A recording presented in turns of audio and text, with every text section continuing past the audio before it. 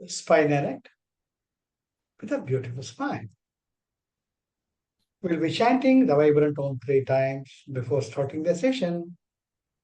Take a normal breath in, breathe out. Take a deep breath in and let go. Or chanting Om. Take a deep breath. Om. Om.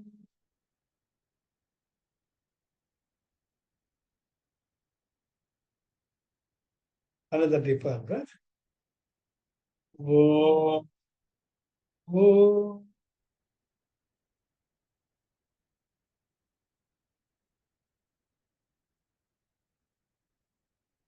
Another deeper breath. Om.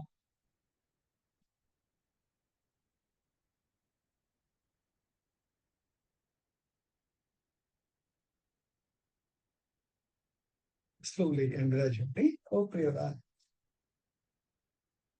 எல்லோருக்கும் வணக்கம். தொடரலாம். திருவள்ளுவருடன் சேர்ந்து பயணிக்கலாம். இப்ப நாம துறவரவியல் இருக்கும். இந்த துறவரவியல் வாழ்க்கையில் எல்லா நிலைகளையும் பார்த்த பின்பு நமக்காக தவம் தானம். நாம் 50 வருஷத்துக்கு முன்னாடி எங்க இருந்தோம், 50 வருஷத்துக்கு அப்புறம் எங்க இருக்க போறோம், நம்ம தான் இந்த உடம்பா, இதுதான் உண்மையா? நிஜ வாழ்க்கையில ஜாக்கிரதா ஸ்வப்னா சுஷுப்தி, விழிப்பு நிலை, கனவு நிலை, ஆழ் உறக்க நிலை. விழிப்பு நிலையில இருக்கிறது நிஜம்னு நினைக்கிறேன். ஆனா தூங்குறச்ச இதுக்கும் இதுக்கு சம்மந்தமே இல்லை. பக்கத்திலேயே பட்டாசுலாம் டமால் டமால் வெடிச்சா கூட எனக்கு தெரியல. காது என்னவோ இருக்கு, ஆனா கேட்க மாட்டேங்குது. அப்ப இந்த உடம்பு நான் இல்லையா? ஆழ் உறக்க நிலையில எங்க இருக்கேன்னு தெரியல. அட்லீஸ்ட் கனவு நிலையில கனவாவது வந்து போகுது, இங்க சிங்கம் புலியாவது வருது. ஆழ் உறக்கிறது எங்கேயுமே இல்லை. அப்ப நான் எங்க இருக்கேன், நான் யார் அந்த கேள்வி வரும். அதற்கான விடையை நோக்கி போவதுதான் தவம். தானம் என்பது எனக்கு நான் இருக்கிற போலதான் பிரபா இருக்கா, நான் இருக்கிற போலதான் லட்சுமி இருக்கா, அப்போ எனக்கும் பிரபாவுக்கும் காமனாலிட்டி எது எது என்னை இணைக்கக்கூடிய பகுதி. அப்போ நான் எப்படி இருக்க விரும்புகிறேனோ அதே போல பிரபாவை நான் ட்ரீட் பண்ணணும். எனக்கு பசிக்கிற மாதிரி தான் அவர் சக உயிர்கள். அது தானம். தவமும் தானமும் சேர்ந்து இருக்கும் பொழுது நம்முடைய துறவரவியல்ல முழுமை அடைகிறது. இந்த துறவரவியல் என்பது 13 அதிகாரங்களை கொண்டது. முதல் 9 அதிகாரங்கள் விரதம் எனப்படும். அடுத்த 4 அதிகாரங்கள் ஞானம் என்று சொல்றது. திருவள்ளுவர் பிரிச்சிருக்க. இந்த 9 அதிகாரங்கள்ல விரதம் என்று அனுஷ்டானம். நாம இல்லறவியல் இருந்துட்டு துறவரவியல் என்றாருச்ச அதனுடைய பதிவுகள்லாம் இருக்கும், இம்ப்ரெஷன்ஸ் இருக்கும். அதுக்கு என்னென்ன பண்ணினோம்னா அதெல்லாம் மெல்ல மெல்ல மறையும். அதுதான் விரதம். விரதம் இருக்குமோ இல்லையோ, விரதம் இருக்குச்ச ஏகாதசி விரதம் இருக்கும். அன்னைக்கு வந்து பக்கத்து வீட்டுல மசாலா தோசை சாப்பிட்டா கூட, மெதுவடை சாப்பிட்டா கூட முடியாது. ஏகாதசி நம்ம கட்டுப்படுத்திக்கிறோம். அதை கட்டுப்படுத்தி கொஞ்சம் கொஞ்சமா மெச்சூரா இருந்துச்சு, பக்கத்திலேயே மசாலா கடைகள் உண்டாங்க, நிம்மதியா இருக்கும். அதற்கான the process of getting you matured and trained is விரதம். அதுக்குதான் 9 அதிகாரங்கள் ஒதுக்கல. கடைசி 4 அதிகாரங்கள் வந்து ஞானம், ஞானத்தை அடையக்கூடிய. இதுதான் நாம இப்ப பார்க்கக்கூடிய துறவரவியல். ஆக 13 அதிகாரங்களை உடையது. நாம இதுவரைக்கும் இன்னாசையாமை 8 அதிகாரங்கள். அதுக்கு முன்னாடி வெகுளாமை. வெகுளாமை என்பது உணர்வின் பாற்பட்டது. கோபப்படாமை. சட்டுப்பட்டுன்னு கோபப்பட்டு ஏதோ ஒண்ணு இருக்க ஒண்ணு கணக்கு ஒண்ணு சொல்லி அது 10ஆ மாறி திரும்பி நம்ம மேலே வந்து விழுந்து பலவிதமான இன்னல்கள் நிம்மதியா போயிடும். துறவரவியல் இங்க தேடிக்கிட்டு இருக்கணும். நாம will be groping in the dark. அதுக்காக உணர்வின் பாற்பட்டதை மெல்ல மெல்ல நம்ம வழிக்கு கொண்டு வந்து அதுக்கு அடுத்தது என்ன சொல்றா, இன்னாசையாமை. மற்றவனை கஷ்டப்படுத்தாம நீ இருக்க பழகிட்டேன்னு உனக்கு கோபம் வர்றதையும் தவிர்க்கலாம், உன்னுடைய செயல்களால் மற்றவர்களுக்கு கோபம் வர்றதையும் தவிர்க்கலாம். So the வெகுளாமை வந்து will get lessened, that will become thinner and thinner and thinner. அதனால இன்னா செய்யாமையே திருவள்ளுவர் முக்கியத்துவம் தர்றாங்க. இன்னா செய்யாம இருந்தா கூட வேற என்ன, அதுக்கு அடுத்தது இப்ப கொல்லாமை. கொல்லாமை பழம். இது ரொம்ப கஷ்டம். என்னன்னு சொல்றேன். எல்லாருக்குமே போதும். நல்லா தூங்கிட்டு இருப்போம். காது கிட்ட கொய்ன்னு ஒரு கொசு வந்து சக்குன்னு கடிக்குது. டப்புன்னு அடிச்சுக்கிற நமக்கு தெரியாம. கொசு செத்து போகும். அதுவும் கொல்லாமை தான். இந்த கொல்லாமை சரியா தவறா? ஒரு நிமிடம் சிந்தித்தால் இந்த உடல் என்னும் கோவிலை, இந்த உடல் என்னும் உயிருடன் இருக்கக்கூடிய ஒரு அற்புதமான உயிர்ப்பை காத்துக்கொள்ள வேண்டியது நமது கடமையாகி விடுகிறது. It's a டைகோட்டமி. திருவள்ளுவர் சொல்வார், "இடது கரத்தில் அறைந்த ஒருவன் இடது கரத்தில் திருப்பி காட்டு." ரைட்டு. கொல்லாமைங்கிறது கொசு தள்ளி விடலாம். அதை தள்ளி விட்டுனே இருக்க முடியாது. தூக்கவே முடியாது கடைசியில. சோ அதுக்கு ஒண்ணும் இல்லாம என்ன பண்றோம், முதல்ல விட்டோம் ஏதோ ஒண்ணு வச்சு தப்பிச்சுக்கணும். கொல்லாமையை கடைப்பிடிக்கிறது ஒரு வாய்ப்பா இருக்கு. அதையும் மீறி நம்ம நல்லா கிளாஸ் படிச்சுக்கிட்டு இருப்போம், ஏதாவது டிவி பார்த்துட்டு இருப்போம். எங்க இருந்து ஒரு எறும்பு சுருக்குன்னு கடிக்குது. நீங்க அந்த எறும்பு எறும்பா கடிக்காத அப்படி பார்த்தாட்டு விடுறீங்க. ஏய் என்னடா இதுன்னு சரிங்க. அதனுடைய உடல் மெல்லியதாக செத்து போயிடும். ஆக உங்களுடைய உயிர்ப்பை காத்துக்கொள்ள நீங்கள் செய்யக்கூடும் அனிச்சை செயல்கள், உணர்வின்பாற்பட்ட செயல்கள் கர்மாவை வளர்க்க பாவமாக கருதப்படும். இதற்கு முக்கியமான உதாரணம் துர்வாச முனிவர். துர்வாச முனிவர் அவர் தவநிலையை முடிஞ்சு ஞானத்துக்கு அடைஞ்சு ஒரு தப்போ லோகத்துக்கு போறார். அப்போ யம தர்மராஜன் நிறுத்துறார். ஸ்டாப். உங்களுக்கு தப்போ லோகத்துக்கு போறதுக்கு அனுமதி கிடையாது. யம தர்மராஜன் என்னுடைய தர்மத்தை நான் காட்க வேண்டும். யம தர்மராஜனுடைய சக்திகளும் 10 மடங்கு அதிக துர்வாச முனிவருக்கு. அதுவும் கோபத்துல அவர் தாங்கவே முடியாது. அவர் ஒரு முறை மறைக்கிறார். யம தர்மா யாரும் பேசிக்கிட்டு இருக்கேன் தெரிஞ்சுதான் பேசுறியா நீ? ஆமா குருவே, தப்பா நினைச்சுக்காதீங்க. என் கடமையை செய்ய விடுங்க. என்ன நான் தப்பு பண்ணிட்டேன்? என் மனசறிஞ்சு நான் வணங்கும் இறைவனை அறிய நான் தப்பு பண்ணது கிடையாது. இல்ல, நீங்க ஒரு பூனையினுடைய ஒரு பூனையினுடைய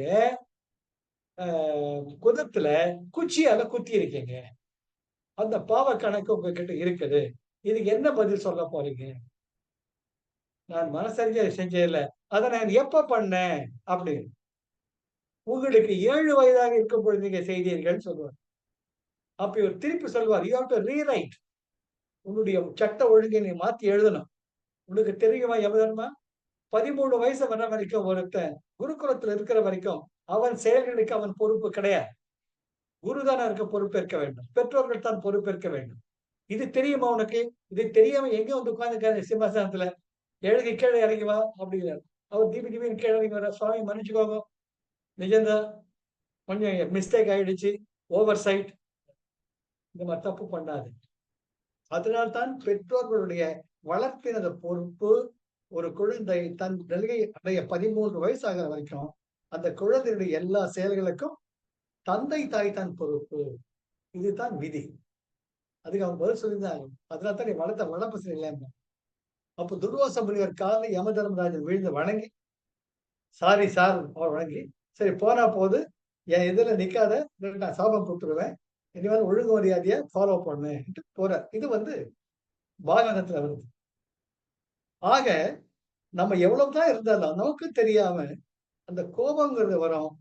அது நம்ம மூலமா வரலாம். இல்லாட்டி நம்மை சார்ந்தவர்கள் மூலமா அந்த கொல்லாமை அந்த வெகுளாமை அடுத்த நிலையான இன்னா செய்யாமைக்கு எடுத்துட்டு போயிட்டு இன்னா செய்யாமைக்கு அடுத்தது கொல்லாமைக்கு போகும்.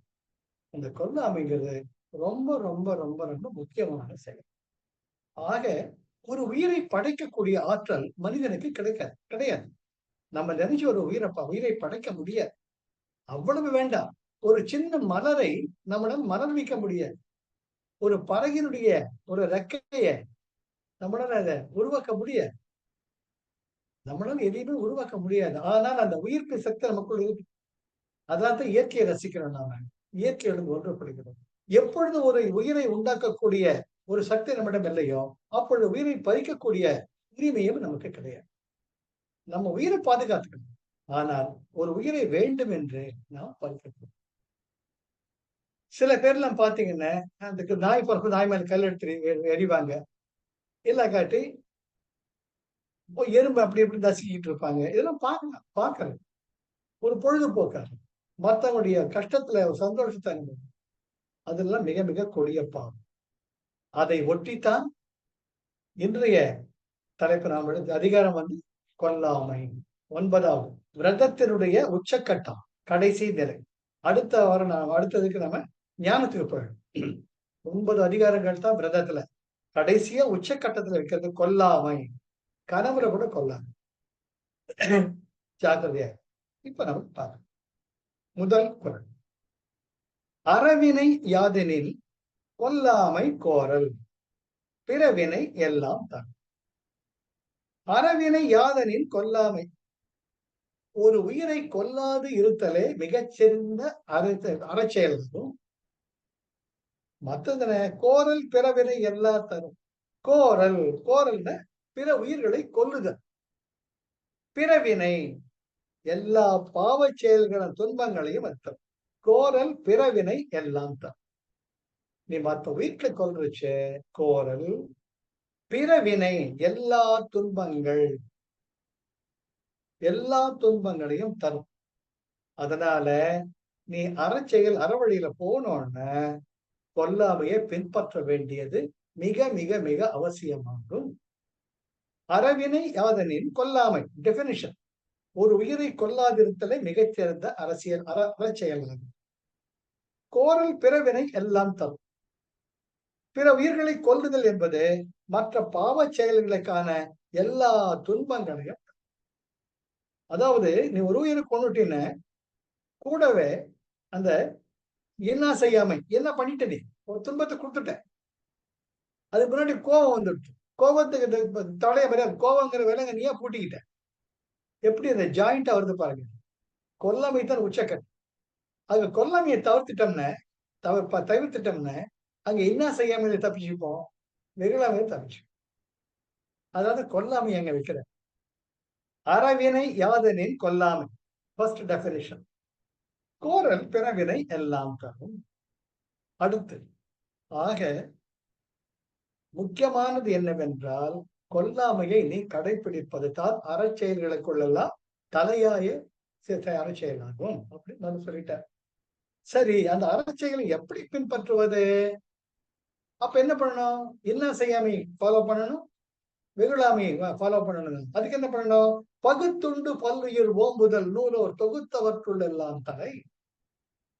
எனக்கு எனக்குன்னு வச்சுக்கிறப்பதானே எல்லாம் வருது. ஒண்ணு என்ன பண்றான் பார், ஆளை வச்சு போட்டது என்ன பண்றான் பார். யோ வாயா, நீ சாப்பிடு, நான் சாப்பிடு. அடடா, நீங்க சாப்பிடுங்க, நானும் சாப்பிடுறேன். அங்க சமதர்மம் வந்துடும். அப்ப இந்த இடத்து கொல்லாமைக்கு இடமே கிடையாது. பகுத்து உண்டு பல்லுயிர் ஓம்புதல் நூலோர் தொகுத்தவற்றுள்ளெல்லாம் தலை. பகுத்து உண்டு பல்லுயிர் ஓம்புதல். பகுத்து உண்டுதான் பகிர்ந்து சாப்பிடுதல். Share and care. குருஜி அதுதான் முக்கியத்துவம் தர்ற. Care and share. வாங்க நம்ம ஷேர் பண்ணி சாப்பிடலாம். ஏன் இதுல இப்ப ட்ரெயின்ல போறோம் நாம நாம எல்லா விதமான மக்களையும் பார்க்கலாம்.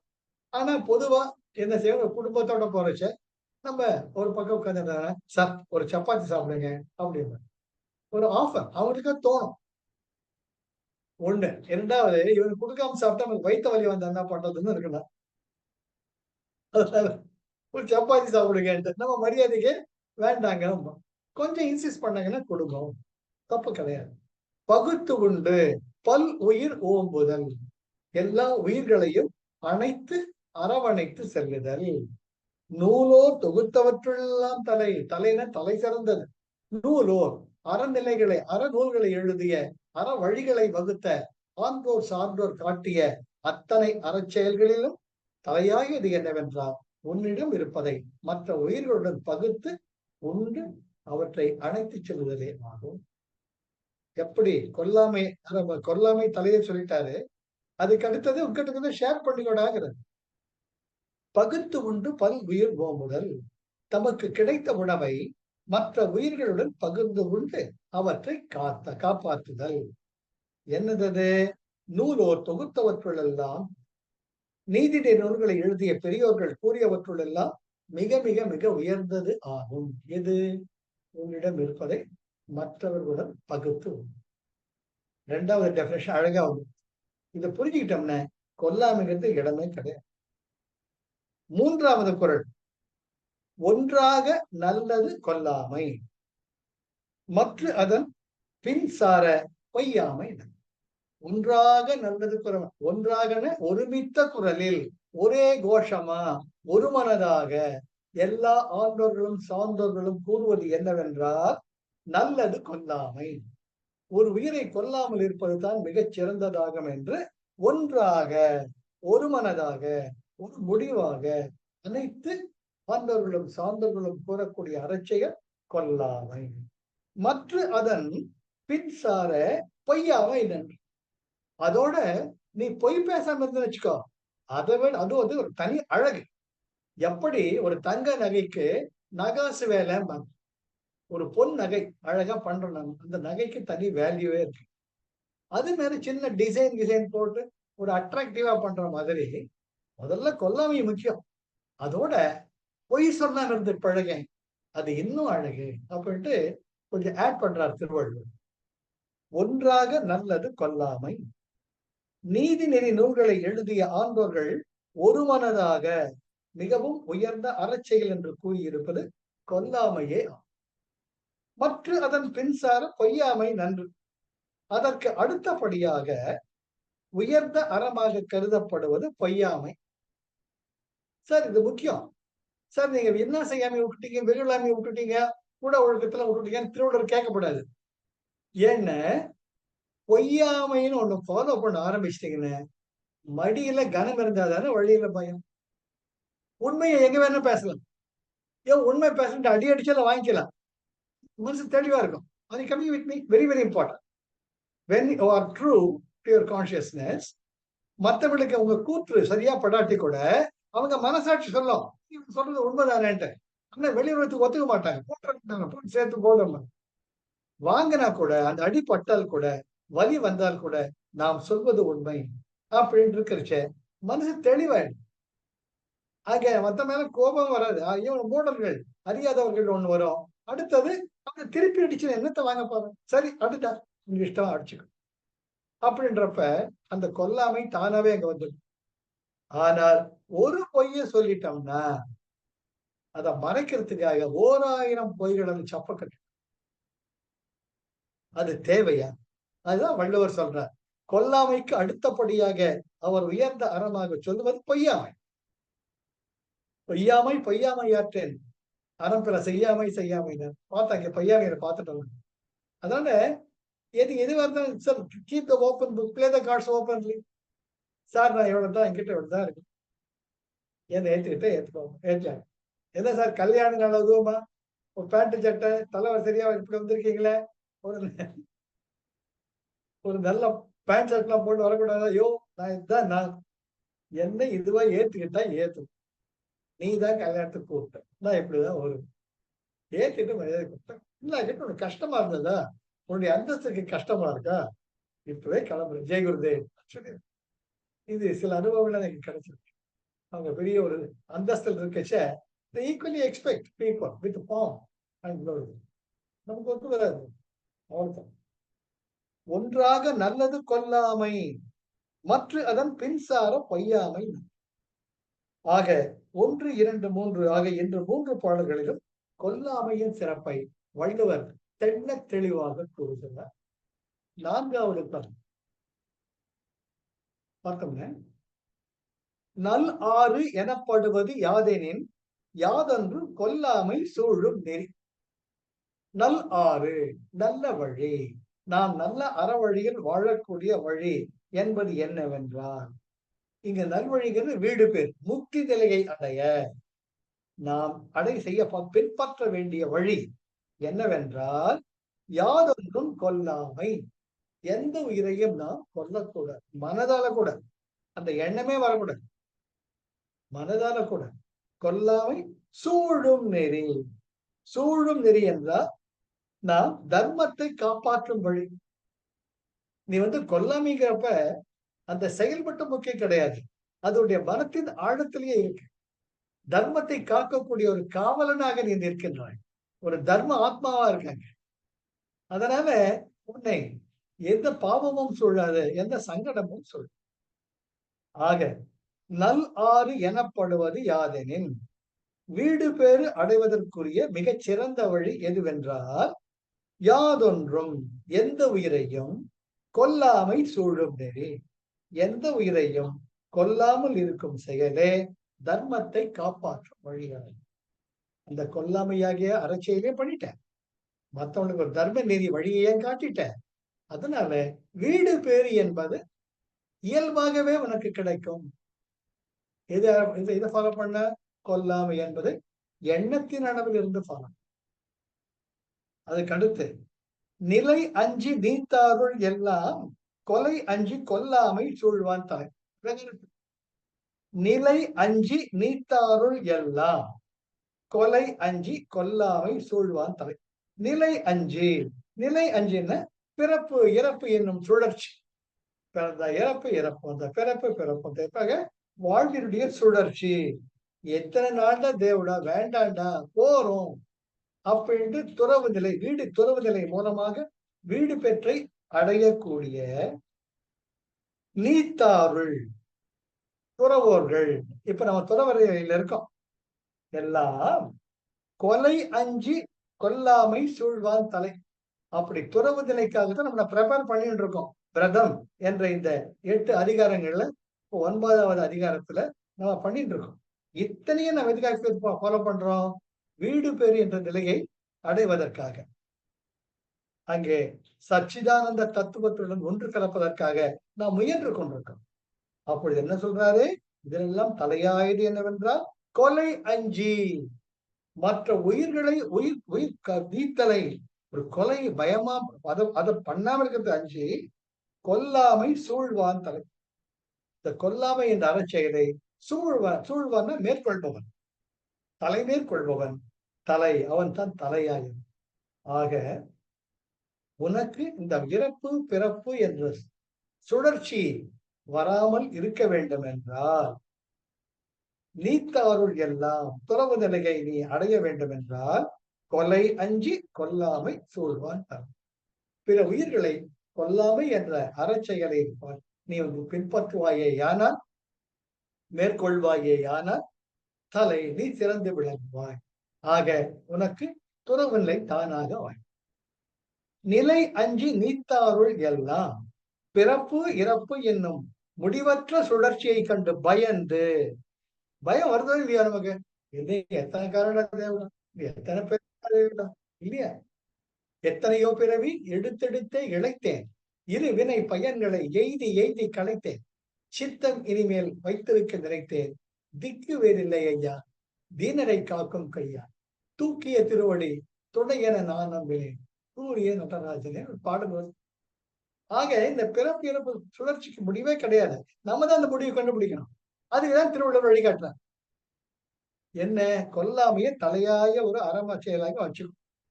அப்போ தானாக இந்த இறப்பு பிறப்பு சூழல் இருந்து மெல்லனே வெளியே வந்துடுது. சார் இது ஒண்ணு ஃபாலோ பண்ணுங்க சார். இது ஒண்ணு நீங்க ஃபாலோ பண்ணீங்கன்னா அப்படியே செயினா வரும், நீங்க தப்பிச்சுக்கணும். Very very important. அதனால்தான் அந்த விரதத்துல தலையாய நிலையில இந்த கொல்லாமையை வச்சிருக்கார் திருவள்ளுவர். நிலை அஞ்சி நீத்தாருள் எல்லாம் பிறப்பு இறப்பு என்னும் முடிவற்ற சுழற்சியை கண்டு பயந்து இச்சுழற்சிக்கு காரணமாகிய இல்லறமே வேண்டாம் என்று துறவு நிலை மேற்கொண்டவர்களுக்குள் எல்லாம் கொலை அஞ்சி கொல்லாமை சூழ்வான் தலை. கொல்லுதல் என்னும் செயலால் வரக்கூடிய பாவத்திற்கு பயந்து கொல்லாமை என்னும் அறவழியை மேற்கொண்டு காத்து அதன் வழி நடப்பவனே துறவோரில் தலை சிறந்தவன். ஆக துறவு நிலையை தலை சிறந்த விளங்க வேண்டும் என்றால் கொல்லாமை மிக மிக மிக முக்கியமானது. 6வது, கொல்லாமை மேற்கொண்டு ஒழுகுவான் வாழ்நாள் மேல் செல்லாது உயிர் உண்ணும் கூற்று. கொல்லாமை மேற்கொண்டு ஒழுகுவான், கொல்லாமை என்னும் அறவழியை பின்பற்றி எந்த ஒரு உயிருக்கும் தீங்கிழைக்காமல் ஒழுகுவான் ஒருவன் அந்த அறவழியை பின்பற்றி நடப்பானேயானால் வாழ்நாள் மேல், அவன் வாழ்நாள் இருக்கும் வரை செல்லாது உயிர் உண்ணும் கூற்று என்றால் கூற்றுவன் எவன், உனக்கு இறப்பு என்பதே ஏற்படாதுங்கிறார்.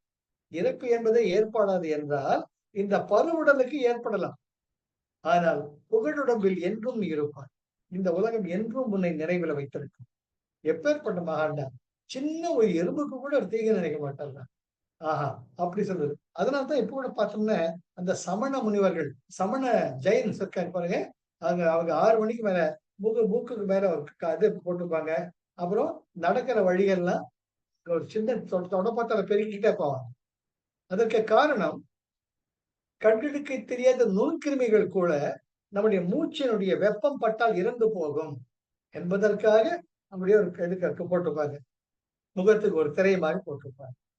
அதே நேரத்துல தான் செல்லும் வழியில் தன்னுடைய பாதங்கள் பட்டு உயிர்கள் மடியக்கூடாது என்பதற்காக அத அப்படியே தொடப்பத்தால பெருக்கிட்டே போவாங்க.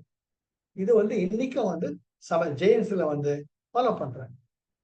நம்ம அவ்வளவு ஒரு இது நிர்ணயமா இருக்கணும்னு அவசியம் கிடையாது. கூடுமானவரை நாம் தவிர்க்கணும். நம்முடைய மனசறிய எல்லாமே உங்க மனசாட்சி தாங்க. மனசாட்சி சொல்லணும். "டேய் அப்பா, நீ நல்லவன்டான்ட்டு." அது போதும். ஆக கொல்லாமை மேற்கொண்டு ஒழுகுவான் வாழ்நாள் மேல். எந்த ஒரு உயிரையும் கொல்லாதிருத்தல் என்னும் அறவழியை எவன் ஒருவன் வாழ்நாள் முழுதும் பின்பற்றி வருகிறானோ, செல்லாது உயிர் உண்ணும் கூற்று அவனிடம் செல்லாது நெருங்காது. உயிர் உண்ணும், உயிரை பறிக்கும் கூற்று எவன்? அவனிடம் உயிரை பறிக்கக்கூடிய கூற்றுவர் நெருங்க மாட்டார். அவனுடைய பூத உடன் மறைந்தாலும் என்றென்றும் புகழ் உடம்புடன் காலம் காலமாக அவன் பேரு, அவனுடைய பெயரும் புகழும் நிலைத்திருக்கும். அவன் வீடு பெற்றை நிச்சயமாக அடைவான் என்று திருவள்ளுவர் சொல்கிறார். ஆக 4, 5, 6 இம்மூன்று பாடல்களிலும் கொல்லாமையின் உயர்வு புறம். முதல் 3ல என்ன சொல்றாரு? முதல் 3 பாடல்ல கொல்லாமை சிறப்பு. துறவுதலை உடனே கொல்லாமையுடைய சிறப்பு கூறப்பட்டது. இப்பொழுது அது உயர்வு கூறப்பட்டது. அதனுடைய சிறப்பு என்றால் அதனுடைய இயல்பு. இப்போ உயர்வுங்கிறப்ப அதை ஃபாலோ பண்ணா வீடு பேரு என்பது நிச்சயம் உனக்கு கிடைக்கும். நிச்சயமா assures you will get the liberation. அடுத்தது 7வது. தன் உயிர் நீப்பினும் செய்யற்க தான் பிரிது இன்னுயிர் நீக்கும் வினை. அழகான திருக்குறள். தன் உயிர் நீப்பினும் நம்ம உயிரே போறதா இருந்தா கூட செய்யற்க செய்ய வேணாம். என்னது? தான் நீ பிரிது இன்னுயிர் நீக்குவினை. பிற உயிர்களுடைய உயர்ந்த ஒரு உயிர். ஒவ்வொருத்தருக்கும் அவங்க உயிர் முக்கியம் இல்லையா? நம்ம பத்திரமா பார்த்துக்கிட்டு இருக்கிறது இல்லையா? ஏன்னா துப்பாக்கி கொண்டு நம்ம இதில் காட்டினாங்கன்னா வெரி குட் தேங்க்யூ நான் சொல்லுவோம் நாம. ஏன்டா நான் என்னடா பண்ணேன்? ஏன்டா அப்படி பண்றேன் கேப். ஏன்னா இந்த உயிர் பயங்கர எல்லாருக்குமே இருக்கு. உயிர் வாழுங்கிற உணர்வு எல்லாருக்குமே இருக்கு. அதனால்தான் தான் பிரிது இன்னுயிர் நீக்கும் வினை. பிற உயிர்களை கொல்லுதல் என்னும் செயலை நீ செய்யாமல் இருந்தாயேயானால் இருக்கணும். தன் உயிர் நீப்பினும் செய்யற்க. தன்னுடைய உயிரே போறதா இருந்தா கூட பிற உயிர்களை நாம் கொல்லக்கூடாது. ரொம்ப ரொம்ப முக்கியம். தன் உயிர் நீப்பினும் தனது உயிரே போனாலும் போகட்டும் என்று ஒருவன் இருக்க வேண்டுமே ஒழிய அத்தகைய நிலையிலும் பிரிது இன்னுயிர் நீக்கும் வினை செய்யற்க. பிற உயிர்களை கொல்லும் செயலை செய்யவே கூடாது. எதுக்கு இதெல்லாம்? நாம வீடு பெற்றை அடையணும். இப்ப சப்போஸ் நீங்க ஒரு ஆர்மியில இருந்திருக்கீங்க சார். ஆர்மி சர்வீஸ்ல நீங்க சின்ன ஒரு இளைஞனா இருந்தப்ப ஆர்மியில இருந்திருக்கிறீங்க. நம்ம லட்சுமி மேடம் கூட என்சிசில இருந்தாங்க. டெல்லி பெரேட்ல எல்லாம் அவங்க ரெப்ரசன்ட் பண்ணியிருக்காங்க. அழகழகா way back. She has taken part in the Republic Day parade in the way back in Delhi. அது போல நீங்க ஆர்மியில் இருக்கீங்க சார். அங்க போய் திருவள்ளுவர் சொல்லிட்டாரு, தன் உயிர் நீப்பினும் பிற உயிர் கொல்ல மாட்டான்னு நீ துப்பாக்கி பிடிச்சிட்டீங்க. அங்கே நிலைப்பாடு ஒண்ணு இருக்கு. அங்க நீ உன்னுடைய வீரத்தை, உன்னுடைய தாய் நாட்டை காக்க வேண்டிய கடமையில் இருக்க. அதுதான் கன்ஃபியூஸ் பண்ணிக்கப்படாது. இது ரொம்ப ரொம்ப முக்கியம். சார் அங்க அப்படி சொன்னீங்களே, இங்க இப்படி சொன்னீங்களா? கிடையாது. நிலைப்பாடு முக்கியம். இப்ப நம்ம எங்க இருக்கிறோம்? ரிட்டையர் ஆயிட்டோம். தாத்தா பாட்டி ஆயிட்டோம். காடு வாங்குது, வீடு போங்குது. அந்த நிலையில இருக்கும். இப்ப நாம துறவரவியல்ல we are staunchly there. இப்ப ருக்மணி இருக்கு. ருக்மணி பையனை ஒருத்தன் அடிச்சுட்டு இருக்கான். ருக்மணி தன் பிரிது உயிர் செய்யணும் செய்யற்க ஐயோ கண்ணு அடி வாங்கிக்கோ, நான் சும்மா வேடிக்கை பார்க்கறேன்னு இருக்க முடியாது. ஏய் போலீஸ புடிச்சு குடுத்துரும் படவா என்ன பண்ண அப்படிதான் கேட்கணும். நிலைப்பாடு முக்கியங்க. வச்சா குடுமி சிரைச்சா மட்டும் நிற்கக்கூடாது. எங்கெங்க எது அப்ளை பண்ணணும் அத அப்ளை பண்ணணும். உன் பையன நீ தான் காப்பாத்தணும். அதுக்காக திருவள்ளுவர் சொல்றதுக்கு முடியாது. திருவள்ளுவர் எங்க சொல்லியிருக்கிறாரு? இப்போ சொல்லியிருக்கிறார். நீ துறவு நிலைக்கு வந்தது. அவன் அஸ்வத்ரல்ல பெரிய இளைஞன் ஆயிட்டு, நல்லா மசில்ஸ் எல்லாம் பயில்வான் ஆனதுக்கு அப்புறமா, அவங்க அம்மாவ நான் பாத்துக்கிறேன்ம்மா சொல்றப்ப, போய் இத ஃபாலோ பண்ணு. எடுத்துப்பாங்க. Very important. ஆக தன் உயிர் நீப்பினும் செய்யற்க தான் பிறிது இன்னுயிர் நீக்கவினை. இதெல்லாம் துறவறவியல்ல நாம விரதம் மேற்கொண்டு ஆச்சார அனுஷ்டானங்கள் சொல்ற அந்த ஒழுக்கங்களை மேற்கொண்டு நாம் ஞானத்தை அடைவதற்கான ஒரு பயணத்தை மேற்கொண்டோம். ஆக 8வது பாடம் நன்று ஆகும் ஆக்கம் பெரிது எனினும் சான்றோர்க்கு கொன்று ஆகும் ஆக்கம்.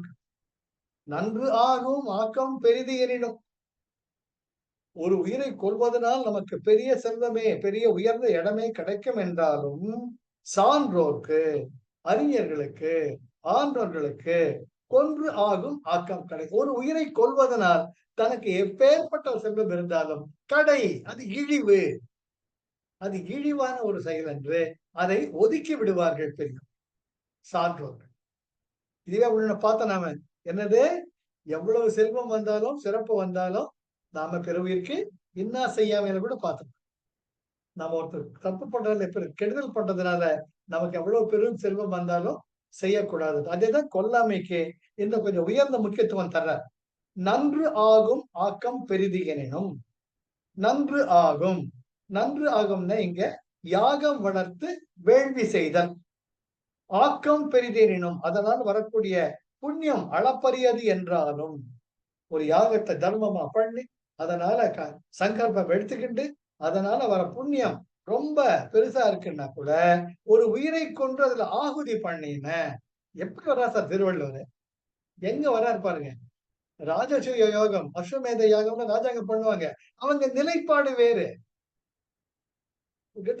ஆனா நாம துறவறவியல் இருக்கிறச்ச நன்று ஆகும் ஆக்கம் பெரிது எனினும் வேள்விகள் செய்து அதனால் வரக்கூடிய சிறப்பும் செல்வமும் மிக பெரியது என்றாலும் உயிர்களை கொன்று ஆகுதி செய்து ஒரு யாகத்தை செய்வதால் மிக பெரும் செல்வம் கிடைப்பதாக இருந்தாலும் சான்றோர்க்கு கொன்று ஆகும் ஆக்கம் கடை. அறவழி நடக்கும் துறவோர்க்கு உயிரை கொன்று அதனால் செல்வம் வருவதாக இருந்தாலும் அது இழிவான செயலாகவே கருதப்படும். சார் இன்னைக்கும் பாக்குறோமா இல்லையா? பரிகாரம்ங்கிற பேர்ல ஏதோ ஒரு உயிரை கொள்றாங்களா இல்லையா? எவ்வளவோ ஒரு கீழ்நிலைக்கெல்லாம் போறாங்க. பரிகாரம்ங்கிற பேர்ல யாகம் வளர்த்து இது பண்றோம் அதை பண்றோம் உயிர் பலி கொடுக்கிறது சான்றோர்களுக்கு மிகவும் இழிவான செயலாகும். திருவள்ளுவர் சொல்லிட்டார். அதனால எவ்வளவு பெரிய செல்வம் வந்தாலும் டே பாவி அப்பத்தி உனக்கு பெரிய செல்வம் வந்த மாதிரி இருக்கலாம். Take it from me. நிச்சயமாக உனக்கு அது ஒரு இழிவான செயல் ஆகும் அப்படின்ட்டு வள்ளுவர் ரொம்ப அழகாக சொல்கிறார். ஆக 7, 8 இவ்விரண்டு பாடல்களாலும் கொல்லுதல் என்பது மிகவும் பெரிய பாவச் செயல் என்பதை வள்ளுவர் உறுதியாக கூறுகிறார். ரொம்ப முக்கியம். கொல்லாமையின் உயர்வு சொல்லப்பட்டது. அப்புறம் கொல்லாமையின் உனக்கு வரக்கூடிய சிறப்பு சொல்லப்பட்டது. அப்புறம் கொல்லாமை என்பது மிகப்பெரிய பாவச் செயல் அப்படின்னு வள்ளுவர் சொன்னார். 9வது பாடல் கொலை வினையர் ஆகிய மாக்கள் புலை வினையர் புன்மை தெரிவார் அகத்து. கொலை வினையர் கொலை வினையர்ன ஒரு உயிரை கொன்று இறைச்சியை விற்பவர்கள் கசாப்பு கடைக்காரங்க. கசாப்பு கடைக்காரங்க திருவள்ளுவர் எப்படி சொல்றார்? கொலை வினையர் ஆகிய மாக்கள். மக்கள்னு சொல்லல, மாக்கள்னா விலங்குகள். அவர்களை மனுஷனால கருதல. கொலை வினையர் ஆகிய மாக்கள் இறைச்சியை விற்கும் தொழிலை மேற்கொண்டுள்ள மாந்தர்கள் புன்மை தெரிவார் அகத்து புலை வினையர். புன்மை தெரிவார் அவர்கள் செய்வது கீழ்மை. அவங்க நினைச்சிட்டு இருக்காங்க ஏதோ நம்ம தொழில் பண்ணிட்டு இருக்கோம்ட்டு. என்ன ஒரு ஸ்டாண்டர்ட்ஸ் ஆஃப் தர்மத்துல பார்த்தாலும் அது கீழ்மை. ஒரு உயிரை கொல்லுதல் என்பது கீழ்மை தான். புன்மை தெரிவார் புன்மை தெரிவார் புன்மை என்றால் கீழ்த்தரமான செயல். தெரிவார் செய்பவர் புலை வினையர் இறைச்சியை விற்கும் மாந்தர். அவர்கள் செய்யக்கூடிய தொழில் அவர்களுக்கு தொழிலாக இருந்தாலும் எந்த ஒரு நிலையிலும் கொலை தொழில் புரிபவர்கள் கீழ்த்தர மக்கள் தான். கொலை வினையர் ஆகிய மாக்கள் இறைச்சியை விற்கும் தொழிலை மேற்கொண்டுள்ள மாந்தர்கள் புன்மை தெரிவார் அகத்து கொலை வினையர். அதை தொழிலாக மேற்கொண்டவர்களுக்கு அத்தொழிலின் கீழ்மை தெரியாமல் போனாலும் அது கீழ்மையானது என்று அறிந்தவர்களுக்கு அத்தொழிலை செய்பவர்களும் கீழ்மையானவர்களே அறியப்படும். ஆக துறவோர்க்கு அது ஒரு கீழ்மையான செயல். நம்ம துறவோர் ஸ்டாண்டர்ட்ல தான் பார்த்துட்டு இருக்கோம். துறவோருடைய ஆங்கிள் தான் பார்த்துட்டு இருக்கோம். அந்த கண்ணோட்டம் முக்கியம், நிலைப்பாடு முக்கியம். ஆக துறவோருக்கு கசப்பு தொழில் பண்றவன் கீழானவன் தான், எனக்கு உனக்கு சம்மதமே கிடையாது அப்படின்னு ஒதுங்கி வந்துட்டே இருக்கணும். 10வது குறள், உயிர் உடம்பின் நீக்கியார் என்ப செயிர் உடம்பின் செல்லா தீ வாழ்க்கையவர். எப்பவுமே இந்த 10வது குறள் மட்டும் இட் பி கிரௌனிங் க்ளோரி, ஒரு டச் கொடுப்பார் திருவள்ளுவர். அதனுடைய ஜிஸ்ட் தி எசன்ஸ் அந்த அதிகாரத்தை அப்படியே சுருக்கமா கொடுப்பார். ரொம்ப அழகா இருக்கு. உயிர் உடம்பின் நீக்கியார் என்ப செயிர் உடம்பின் செல்லா தீ வாழ்க்கையவர். செயிர் உடம்பின் செல்லா தீ வாழ்க்கையவர். செயிர் உடம்புன்னு நோய்வாய்ப்பட்ட உடம்பு, டிசீஸ்டு பாடி, தலைவலி, கால்வலி, மூக்கு வலி, எல்லா வலி, எல்லா நோய்களும். செல்லா தீ வாழ்க்கையவர், அவங்க என்ன ஆகும்? அவங்க துன்பமான வாழ்க்கையை அடையும். ஏதோ ஒண்ணு நோய் நோய் நோய் நோய் இருக்கும். செயிர் உடம்பின் செல்லா தீ வாழ்க்கையவர், தீய வாழ்க்கையாக தீய செயல்களை செய்யக்கூடிய கொல்லாமையாகிய கொல்லாமையை கொல்லாமை செய்யாமல் கொல்லக்கூடிய ஒரு தீய செயல்களை மேற்கொண்டு வாழ்பவர்கள் உடம்பும் ஆரோக்கியமா இருக்காது, மனசும் ஆரோக்கியம். செயிர் உடம்பில் செல்லாத்தி வாழ்க்கையவர் நோய்வாய்ப்பட்ட உடலுடனும் வறுமையுடனும், அது வேற, வறுமையுடனும் துன்பமான வாழ்க்கையை அடைவார்கள். யார் என்றால் உயிர் உடம்பின் நீக்கியார், ஒரு உடம்பிலிருந்து உயிரை போக்கக்கூடிய செயலை செய்பவர்கள். அது எந்த தொழில எப்படி ஏற்பாடு நடந்தாலும் சரி இல்லையா? இப்பதான் நம்ம சொல்றோமோ இல்லையோ, என்னது கூலிப்படை அப்படி இப்படின்ட்டு, எவன் எங்க இருந்தாலும் அந்த உயிர் உடம்பின் நீக்கியார். ஒரு உடம்புல இருந்து உயிர் நீக்கிறதுங்கிறது சாமானியமான செயல், சாமானியமான. அது 5 அறிவு முதல் 6 அறிவு படைத்து அத்தனை உயிர்களுக்கும் ஒரு கருவை சுமந்து அந்த கருவை உருவாக்கி அந்த கரு குழந்தையாக வந்த வளர்த்து ஆளாக்கி தன் நிலைப்பாடோட கூடிய ஒரு உருவாக்குறதுக்கு அப்புறம் தான் அது தனி உயிர் ஆகும். அப்பேற்பட்ட ஒரு உயிரை நீங்க உடம்புல நீங்க எவ்வளவு பெரிய பாவம் சார். அன்னைக்கு ஒண்ணுமே இல்லை, சின்ன சின்ன சின்ன எக்ஸாம்பிள்ஸ் மட்டும் பாருங்களேன்.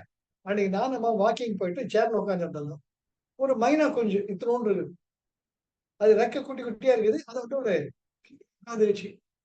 அவங்க அம்மாவை கமெண்ட் பண்ணுது, எனக்கு பசிக்குதுன்ட்டு. அவங்க அம்மா எங்க பறந்து போய் லபோ அதிகமா நடிச்சுக்கிட்டு மூக்குல ஏதோ பூச்சி கொண்டு வைக்கிறது வாயில. அது வாய்க்குள்ள போல லபோ அதிகமா நடிச்சுக்குது, அதுக்கு பசி. அவங்க அம்மா என்ன பண்ணுது, வெயிட் பண்ணிட்டு அதுக்குள்ள அவங்க அப்பா வந்து சமாதானப்படுத்துற அந்த குட்டியை டைவர்ட் பண்ணி வேடிக்கை காட்டுற இந்த தாய் மைனா என்ன பண்ணுச்சு, அந்த பூச்சியை தன் காலில் வச்சுக்கிட்டு கொஞ்சம் கொஞ்சமா கடிச்சு அது குட்டி வாயில வைக்கு. அப்பதான் அதை சாப்பிடுது. சரி, நம்ம அது வந்து எல்லா உயிரினங்களுக்கும் பொருள், எல்லா உயிரினங்களுக்கும் பொருள். ஒரு மைனாவில இருந்து ஒரு அதுவும் பார்க்கணுமே நீங்க, இந்த கிங்ஃபிஷர், இந்த அது ஓயாம தண்ணிக்குள்ள போய் மீன் பிடிச்சு மீன் போட அதை வச்சு அதை போயிடும், ஓயாத வேலை. பெங்குவின் இதெல்லாம் பார்க்கணும் நீங்க. ஆக ஒரு தாய்மை அடைந்து அதை கருவுற்று ஒரு குழந்தையாக்கி அதற்கான செயல்களை செய்வது எப்பேற்பட்ட ஒரு தெய்வமான நிலை சார். இயற்கை இறைவன் தனக்குத்தானே ஒரு வேஷம் போட்டு இல்லை, அப்பேற்பட்ட ஒரு அழகான நிலையில எப்படி அந்த உடம்பிலிருந்து உயிரை நம்மளை நீக்க முடியும்? அது மிகப்பெரிய பாவ செயல். திருவள்ளுவர் முத்தாய்ப்பாக முடிக்கிறார். உயிர் உடம்பின் நீக்கியார் என்ப செயிர் உடம்பின் செல்லாத்தி வாழ்க்கையவர். அன்வயப்படுத்தினார், செயிர் உடம்பின் செல்லாத்தி வாழ்க்கையவர் நோய்வாய்ப்பட்ட உடலுடனும் வறுமையுடனும் துன்பமான வாழ்க்கையை அவர்கள் அடைவார்கள். யார் என்றால் உயிர் உடம்பின் நீக்கியார் என்பர். ஒரு உயிரை உடலிலிருந்து போக்கக்கூடிய கொல்லுதல் என்ற செயலை செய்பவர்கள் நிச்சயமாக இப்பேற்பட்ட ஒரு வறுமையுடனும் ஒரு நோய்வாய்ப்பட்ட உடலுடனும் மேற்கொண்ட வாழ்க்கை தான் அவர்களுக்கு அமையும் என்பது திருவள்ளுடைய முடிவான வாழ்க்கை. ஆக நமக்கு என்ன வேணும்? ஆரோக்கியமான உடம்பு வேணும், உட்கார்ந்து மெயின்டைன் பண்றதுக்கு ஹெல்த்தி பாடி வேணும், அட் சேம் டைம் பிராணாயாமம் செய்யறதுக்கு ஹெல்த்தி பாடி வேணும். மூன்றாவதாக நமக்கு வேண்டிய மினிமம் சாப்பாடு இருக்கிறது இடம் இருந்துச்சுன்னா கண்டுபடி தியானம் பண்ணணும். என்ன அழகா முடிக்கிறார் பாருங்க. தவமும் தானமும் ரொம்ப முக்கியங்க. அது எப்ப வரும்? பிற உயிர்களை கொல்லாம இருந்தால் கடவுள் உனக்கு ஒரு வழி பண்ணுவாருடான்னு இன்டைரக்டா சொல்றது. நீ மட்டும் கொல்லாமையா பண்ணாம இரு, உனக்கு 3 வேளை சாப்பாடு, உனக்கான ட்ரெஸ், உனக்கான இடத்த கொடுத்து துறவு நிலையில நீ வீடு பெற்றை அடையக்கூடிய வழியை அழகாக இறைவன் உனக்கு அமைத்து தருவார் என்று திருவள்ளுவர் முத்தாய்ப்பாக கொடுக்கிறார். ஆக அவர் செய்ய வேண்டியது முக்கியமானது கொல்லாமை. அதுக்கு அடுத்தது பொய்யாமை. இந்த கொல்லாமையும் பொய்யாமை என்று சொன்ன எந்த இடத்துல எங்க இருந்தாலும் நம்ம பாட்டு நிம்மதியா ஜாலியா. அதுலயும் பொய்யாமை ரொம்ப ரொம்ப முக்கியம். சார் யாரை மெய்ப்பிக்கிறத பொய் சொல்லணும்? நான் தான் இதுதான் நடந்தது. மத்தவங்க மெய்ப்பிக்கணும் பொய் சொல்ல வேண்டியது அவசியம் இல்லை. நமக்கு ஏதோ ஒண்ணு வேணும், பொய்ய சொல்ல வேண்டிய அவசியமே கிடையாது. நமக்கு எது வரணுமோ அது நிச்சயமா வரும். பொறுமையா இருக்கணும். அது ஸ்ரத்தா சபூரி தான் ஷெட்டி பாபா சொல்றார். ஸ்ரத்தா, நம்பு, கடவுள் இருக்கார், நம்பு, ஏதோ ஒரு சக்தி இருக்கு. உனக்கு முதல் மூச்சை கொடுத்த இறைவனுக்குத்தான் தெரியும் இறுதி மூச்சை எப்படி எடுக்க வேண்டும் என்று. வேற யாரும் நினைச்சாலும் முடியாது. ஆக இறைமை என்பது ஒன்று உண்டு. அந்த இறைமை சக்திக்கு சரணாகதி அடைந்து, கடவுளே என்னை குப்பை தொட்டில போட்டாலும் சரி, கோபுரத்துல வச்சாலும் சரி, நான் நல்வழியில் தான் இருப்பேன், உனக்காகத்தான் நான் இருக்கிறேன் என்று இருந்துட்டா வாழ்க்கையை நிம்மதிங்க. பொய்யாவை கேட்க எனக்கு இடமே கிடையாது. அதுக்கு அடுத்தது கொல்லாம் இருந்துட்டா துறவு நிலை என்று தானாக நமக்கு வாய்க்கும். வீடு பெறுவது நாம் தேடி செல்ல வேண்டியதில்லை, நாம் இருக்கும் நிலையே வீடு பெற்ற நிலை தான் என்பதை நாம் நன்றாக உணரலாம். அதுதான் முக்கியம். நன்றாக வாழணும், நிம்மதியாக இருக்கணும். ரொம்ப ரொம்ப முக்கியம் இல்லையா? ரொம்ப ரொம்ப திருஞான சம்பந்தர் சொன்ன மாதிரி, தோடுடைய செவியன் விடையேறியோ கோவெண் மதிசூடி காடுடைய சுடலை ஒடி பூசியோர் கள்வன் கவக்கள்வன் தேடுடைய மலரார் உனை நான் பணிந்தேத்த அருள் செய்து வீடுடைய பிரமாபுர வேலிய பெமான் இவனென்றே. தோடுடைய செவியன், என் தாய், எனக்கு தந்தையும் தாயுமாக இருக்கக்கூடிய இறைமையே, உங்கள் பிள்ளை நான். தூவெண் மதிசூடி, ஞானத்திற்கு அதிபதி. காடுடைய சுடலை பொடி பூசியோர் என் உள்ளம் கவர் கள்வன். தெரியாத சம்பந்தத்தை தான் அவர் அழகா தெரியுற. சுடலை போல் உள்ளம் கவர் கள்வன். தேடுடைய மலரால் நான் உன்னை பணிந்தேத்த அருள் செய்த, அவன் அருளாலே அவன் தாழ் வணங்குவது. வீடுடைய பிரமாபுரம் மேவிய பெம்மான் இவன். பெம்மான் என்றால் தலைவன், ஈடு இணையற்ற தலைவன். அவனே எனக்கு அப்பா அம்மாவா இருக்காங்க, வேற எதுக்காக பயப்படணும்? அந்த நம்பிக்கை வந்து எடுத்தன. எந்த இடத்துலயும் எந்த சூழ்நிலையிலையும் எங்க இருந்தாலும் நம்மளை யாரும் அசைக்க முடியும். நாமளா நிம்மதியா அற்புதமா அந்த கொல்லாமைங்கிறத இந்த 9வது அதிகாரத்தோட விரதம் நாம் அனுஷ்டிக்க வேண்டிய இந்த ஆச்சார அனுஷ்டானங்கள் முடிகிறது. இன்னும் வரக்கூடிய 4 அதிகாரங்களும் நமக்கு ஞானத்தை புகட்டக்கூடியது. ஞான வழியை வீடு பெற்றை அடைய நாம் என்ன செய்யணும்ன்றப்ப முதல்ல அடுத்த வாரம் நிலையாமை, புதன்கிழமை ஞானத்தின் இந்த முதல் அதிகாரம் நிலையாமை. அற்புதம் சார். திருவள்ளுவர் எவ்வளவு அழகா இந்த ஸ்டெப் பை ஸ்டெப், அந்த அழகுக்கு அது எத்தனை கோடி வரை அவர் பாதங்களை வணங்கினாலும் அதை அனுபவிக்கிறச்ச அவ்வளவு திருப்தியா இருக்கு. நிலையாமை எதை நினைச்சுக்கிட்டா போயிட்டு இருக்க நீ? அது எப்போ வரும்? இந்த கொல்லாமைங்கிற மெச்சூரிட்டி கொண்டாடுறாரு முள்ள நம்ம. இப்ப நம்ம ஒரு மெச்சூரிட்டி வந்துட்டோம். இதுக்கு அடுத்ததுதான் திருவள்ளுவர் ஆகிய தாய் நமக்கு எப்படி அம்மா குழந்தைக்கு கொஞ்சம் கொஞ்சமா ஊட்டி ஊட்டி வளர்க்கிற மாதிரி பொல்லாமைக்கு அடுத்தது நம்மள நிலையாமைக்கு எடுத்துட்டு போயிடுறேன். ரொம்ப அழகா இருக்கும். புதன்கிழமை நாம நிலையாமையை பார்க்கணும். வாய்ப்புக்கு நன்றி. Thank you Arun. Thank you for the opportunity. எல்லோரும் என்னுடன் பயணித்தமைக்கு மிக்க நன்றி. புதன்கிழமை மீண்டும் சந்திப்போம். Life is love, life is Joy, life is enthusiasm. Thank you. Thank you, sir. Bye.